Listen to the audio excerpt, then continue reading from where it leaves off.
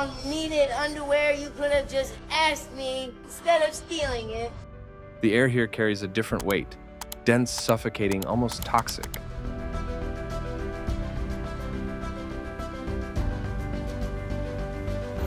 For weeks, I've been engulfed by grim reports about the crisis erupting in Philadelphia's Kensington neighborhood. Guess what? Guess what they had for me? The tensions right now in Kensington are higher than I've ever seen them. And it's crazy to me, the increase of insanity. Come here. I don't wanna fall Sit. off. You got it. Still, nothing could truly brace me for the impact of this first step.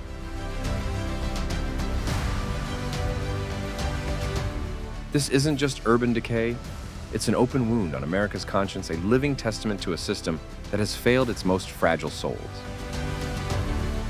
They've lost all respect of self, let alone the property or others. They don't bathe. They don't have regular conversation. They don't pray.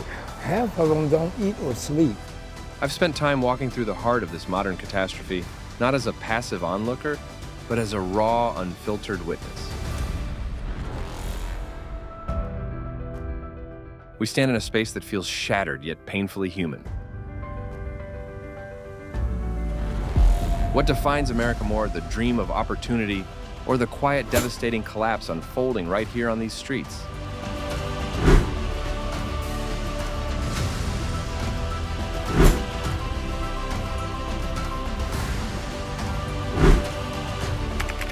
The immediate jolt, a landscape of despair.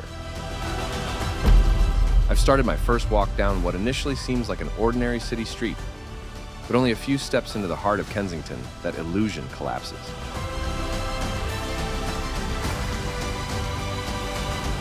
The first thing that strikes the senses is the odor, a nauseating blend of decay, stagnant humidity, and something hauntingly human. Something that reeks of abandonment and suffering left to fester. This flood of sensation instantly becomes an uninvited plunge, tearing away any illusion of journalistic detachment. My palms are damp. My vision is fixed sharply on the ground ahead.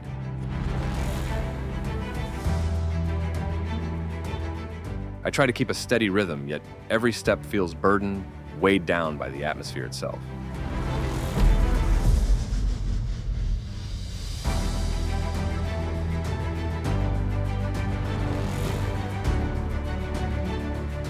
The view is immediately overtaken by a sprawl of makeshift dwellings. Tents, tarps, and scraps of shelter clutter the sidewalks, forming a bleak, transient cityscape.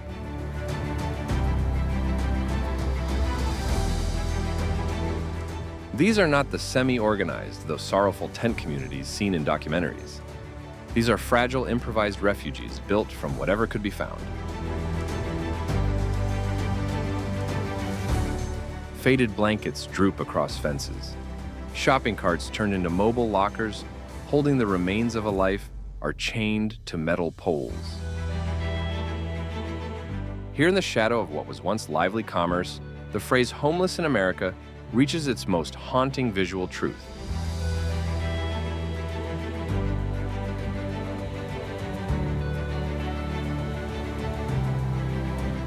As I move forward, my camera focuses, deliberately striving to reveal reality without exploiting those who endure it. Most of the people I see are hunched frozen by their despair or moving in slow, broken patterns.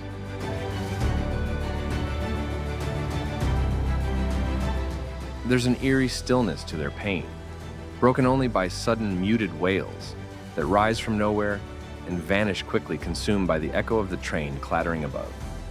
It's the sound of shared, silent anguish.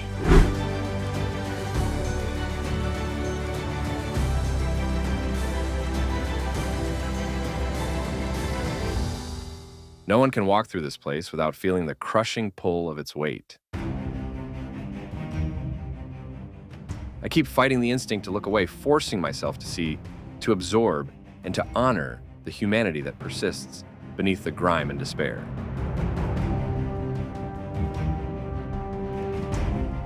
It's a chilling contradiction, a place densely inhabited yet profoundly alone.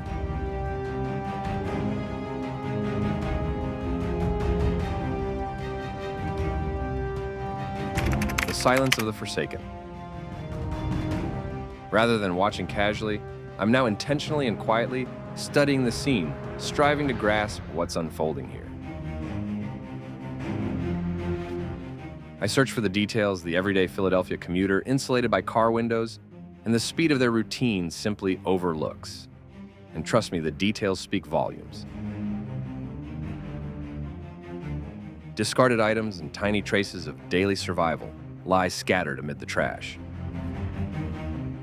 The hues of the makeshift tents are overwhelmingly muted, almost designed to merge with the soot-darkened brick, as if those inside hope to vanish from a world that already pretends they're invisible.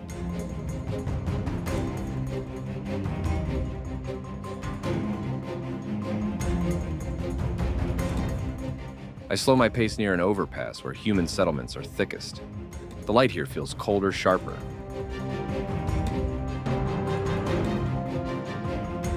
It's here that I notice her, a young woman, maybe barely 20, sitting against a concrete column. She isn't crying, she isn't yelling. She gazes blankly at nothing. Her face shows neither anger nor sadness, only profound emptiness. It's the haunting look of a spirit that has entirely checked out.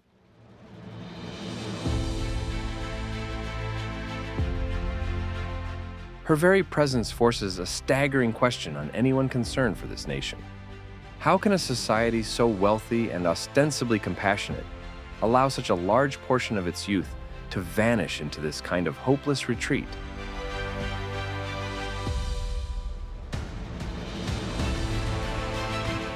As I proceed, the sound of my own steps feels intrusive, loud, and completely out of place.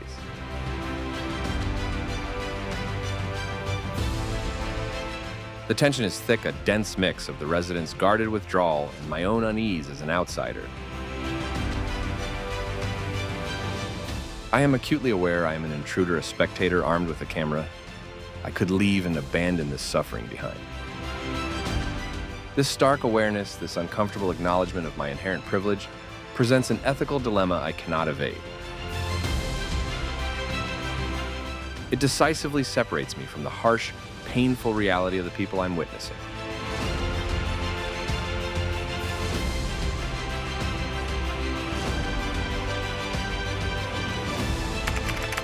A reflection on systemic failure and the lure of escape.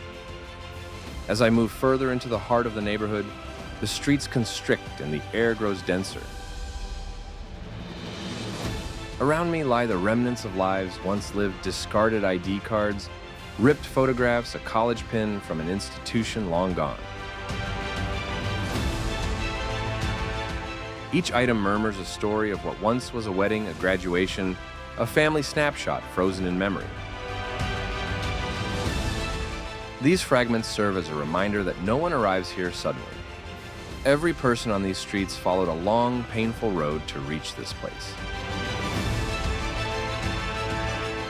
What we're seeing isn't solely addiction. It's a nation failing its citizens through unaffordable housing, broken mental health systems, and the slow decay of the social safety net intended to protect the most vulnerable.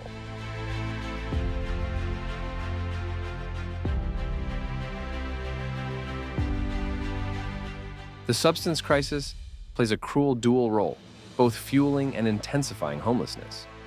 For many trapped here, substances aren't about recreation.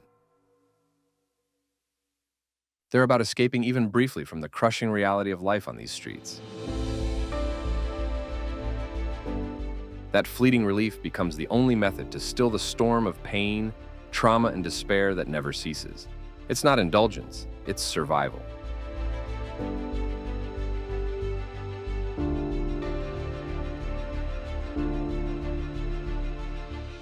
What unfolds here isn't just Philadelphia's sorrow. It reflects a nationwide illness ignored far too long. How many more lives must vanish before we admit that homeless in America isn't just a term, it's a symptom of something profoundly broken? Cities across the country harbor their own Kensington spaces, where desperation gathers in plain view while the world moves on.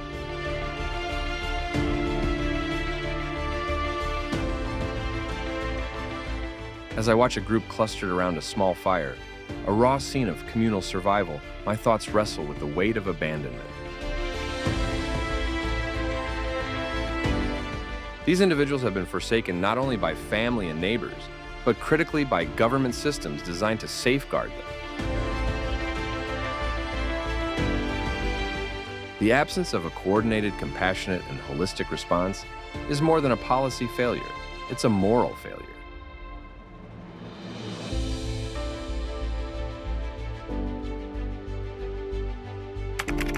The growing feeling of impotence and moral exhaustion. I'm now walking along a stretch of sidewalk nearly completely obstructed. It's almost impossible to pass because of the overwhelming number of people and scattered debris. Having to slow to an almost complete stop ironically intensifies my sense of exposure and vulnerability. Right there, I observed a small but telling interaction. I notice an outreach worker from a local organization attempting to hand a warm blanket to someone lying beneath a tarp.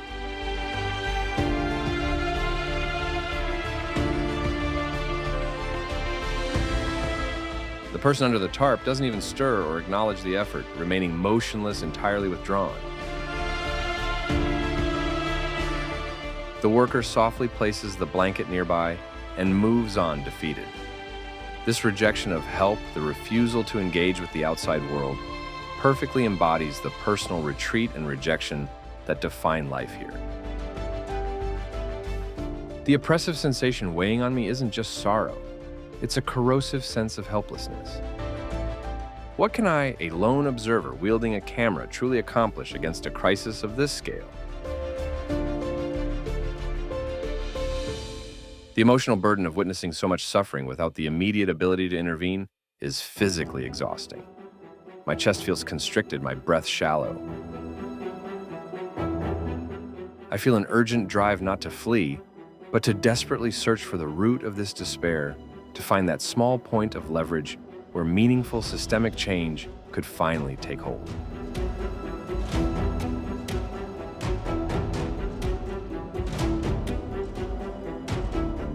I glance at the vacant, graffiti-strewn storefronts, remnants of when this was a functioning neighborhood.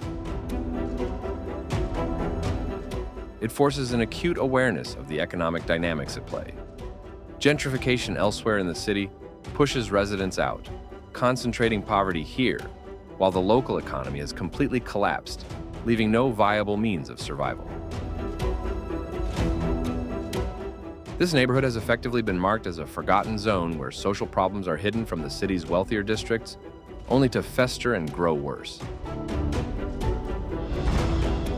This is the tragic inevitable result of treating only the symptoms, rather than addressing the deep structural inequalities that perpetuate homeless in America.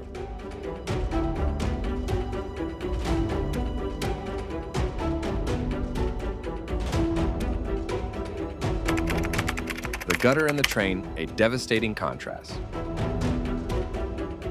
My route eventually brings me beneath the full bulk of the elevated train line, a steel giant that delivers a constant rattling reminder of life rushing onward. The contrast is stark. Above, the train carries people to work homes and relatively stable lives. Below, the pavement holds those completely left behind. The train represents movement and connection. Its shadow represents stagnation and disconnection.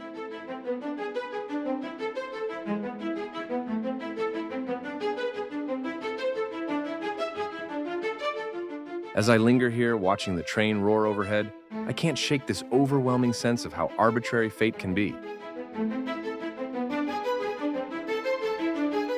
The human suffering I'm recording isn't some distant crisis we read about in far-off newspapers.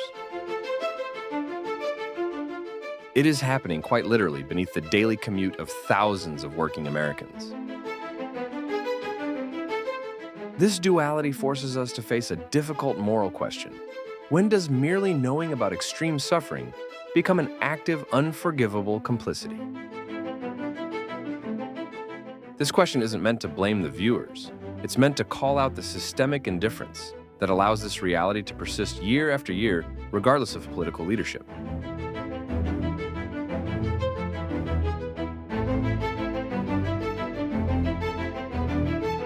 A little further along, I see a woman attempting to wash her face near a storm drain using a small, nearly empty bottle of water. Her desperate effort for basic cleanliness, the simple human need to feel clean, is wrenching to witness. It underscores that the erosion of dignity is perhaps the most cruel, painful aspect of being homeless in America. When every single moment is consumed solely by survival, by finding food, some warmth, or merely a place to shelter for the night, the basic ability for self-care and long-term planning vanishes entirely. The urgent, relentless needs of body and mind overtake any possibility of envisioning a future. This train rumbles above us all, yet it is moving in two completely different directions. One heads toward tomorrow, the other remains trapped, stuck in this devastating cycle.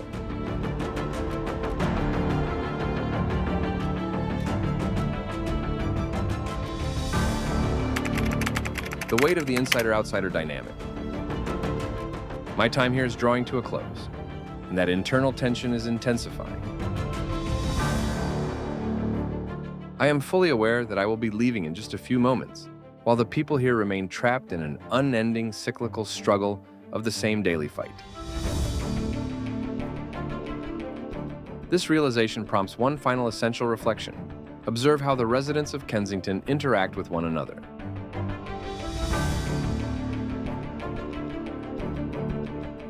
Even amid that overwhelming sense of isolation, small, subtle acts of community emerge: someone sharing a cigarette, a quiet cautionary word, a hand extended to help another rise. These tiny glimpses of solidarity demonstrate that human connection, though fractured, still persists, even in this moral wasteland. They have effectively built a community of the outcast, a fellowship held together by shared trauma and abandonment by the system.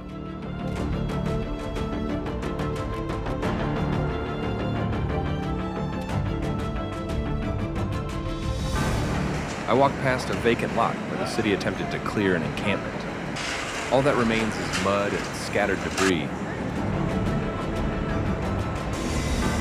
It appears to be an act of civic diligence, but it feels more superficial than genuine. It's a fleeting sweep that utterly fails to address the underlying economic despair. This community urgently requires tangible support, comprehensive healthcare, mental health resources, affordable housing, and job programs, not just temporary cleanup efforts. This absence of meaningful assistance is precisely why the crisis remains so persistent and deeply rooted.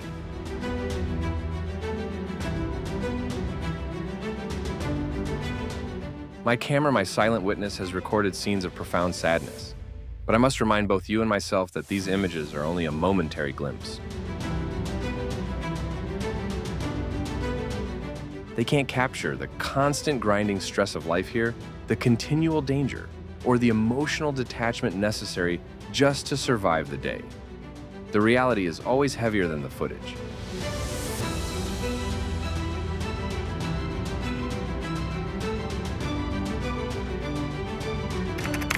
The reflection and the reckoning.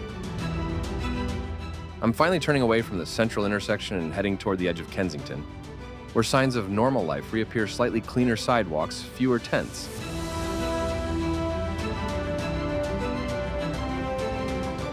A wave of emotion hits immediately. It's a heavy mix: personal relief that I get to leave and intense guilt because I have the privilege to do so. My observation is over, but the harsh reality for thousands here is just entering another endless cycle. I find myself mentally cataloging everything I witnessed. The desperate cries, the vacant stares, the pervasive stench, the silent but potent language of discarded syringes. All of it leads to one stark conclusion: the American social compact has failed spectacularly right here.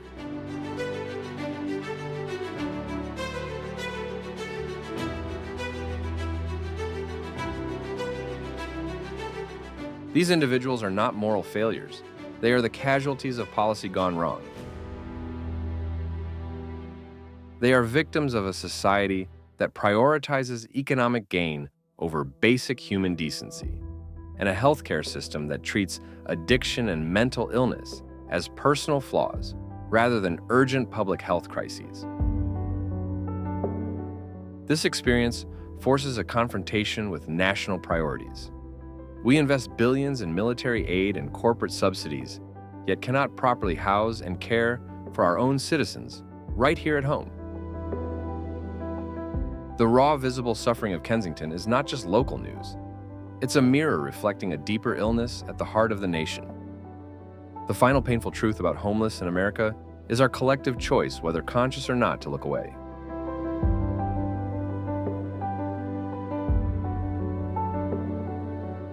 It's easy for those with roofs and food to consider Kensington's crisis abstract.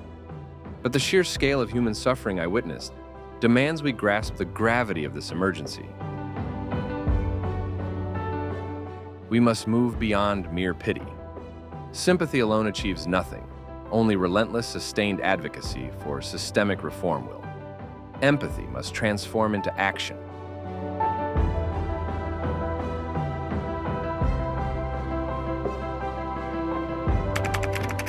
Conclusion and the necessary link. I'm sitting in my car now, the streets stretching beyond the windshield, the engine quiet, the world outside still spinning in turmoil. Inside, it's silent, too silent, and that quiet feels immense after the relentless noise, the sirens, and the persistent hum of suffering that hangs in the air. My hands are still shaking slightly, not from fear, but from the crushing weight of everything I've just seen. The aim of this video has always been straightforward: to bear witness, not to exploit, not to sensationalize, but to confront the raw reality unfolding in Kensington. We've seen tents lining the sidewalks, exhaustion carved into people's faces, and the profound erosion of dignity that poverty and addiction leave behind. Yet those are only the visible outcomes, the outward signs of a far deeper wound.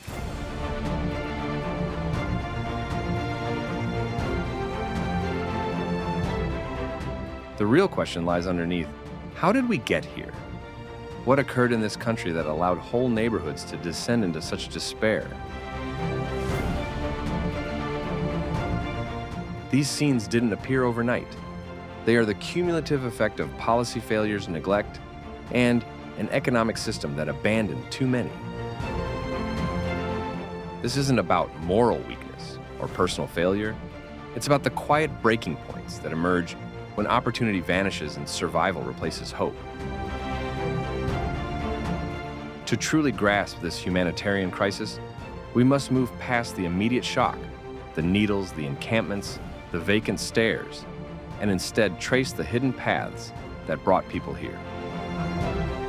Each story is a timeline of collapsed job loss, medical debt, mental health struggles, fractured families, inaccessible healthcare, and unaffordable housing. When all these converge, the fall isn't a choice, it's inevitability. This walk through Kensington has been only a glimpse, a single step into a vast ocean of despair that demands understanding, not mere observation. Tomorrow I plan to continue this work, to listen, not just see. I want to give space to those willing to speak, to show how a chain of small misfortunes became an avalanche that swept away everything familiar. The truth here doesn't require exaggeration. It only needs to be heard. The streets of Kensington don't ask for pity. They demand awareness. And that awareness, uncomfortable as it may be, is the first step toward understanding why this continues and what it will take to end it.